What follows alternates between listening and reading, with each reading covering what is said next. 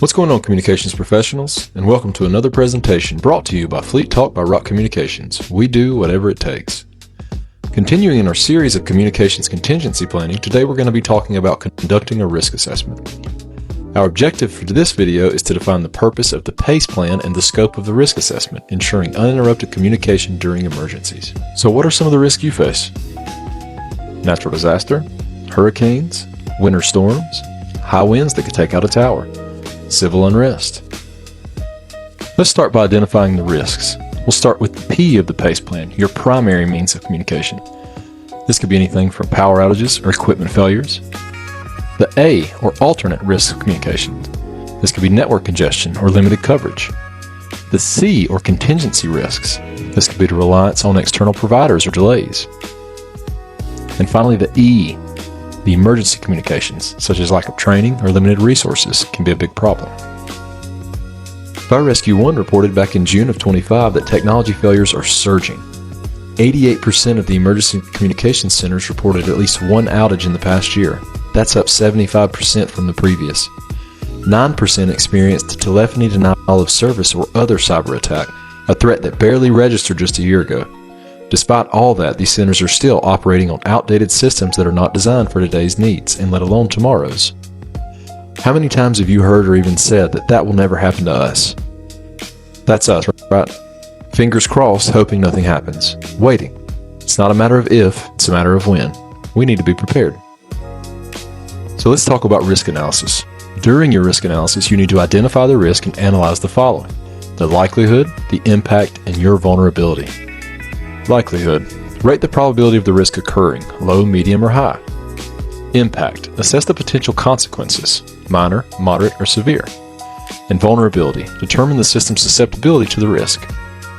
Here's an example of how you can break it down fairly easily using power outages, winter storms, and equipment.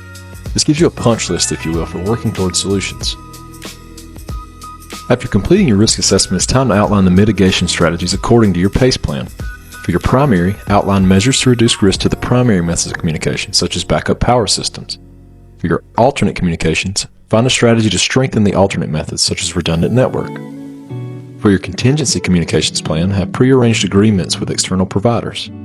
For your emergency communications, conduct regular training on the use of sat phones. You have to monitor and review all of these things. You need to establish a process for ongoing monitoring and risks and a periodic review of your PACE plan. Make sure you assign roles and responsibilities for risk management. General communications plans checklist. Goals should establish clear objectives for the communications plan. Look at your audience. Find who you're communicating with and how best to reach them. Any messages? You draft the key messages you need to convey. Tactics. Determine specific methods and channels to use for outreach. Timeline is a schedule for implementing the plan and moving forward. And of course, review. Monitor the success of the strategy and make adjustments as needed. Your emergency preparedness checklist.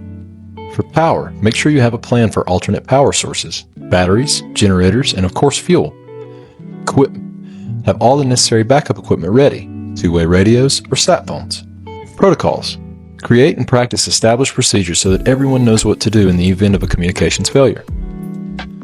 A generalized PACE plan can have pre-deployment and deployment, full spectrum operations, and transfer of authority, all with different phases and each one having primary, alternate, contingency, and emergency communications channel or devices. You may also need a specialized plan for deployments or specific operations. So let's land this plane. Let's put it all together. Conducting your risk assessment is vital to a successful PACE plan. Listing out the knowns and discovering the unknowns helps to ensure that your plan is solid. Scheduled reviews, updates, and adjustments are key for operational readiness. Remember, Fleettalk by Rock Communications is here for you. Feel free to reach out anytime and let us know how we can help you create your PACE plan.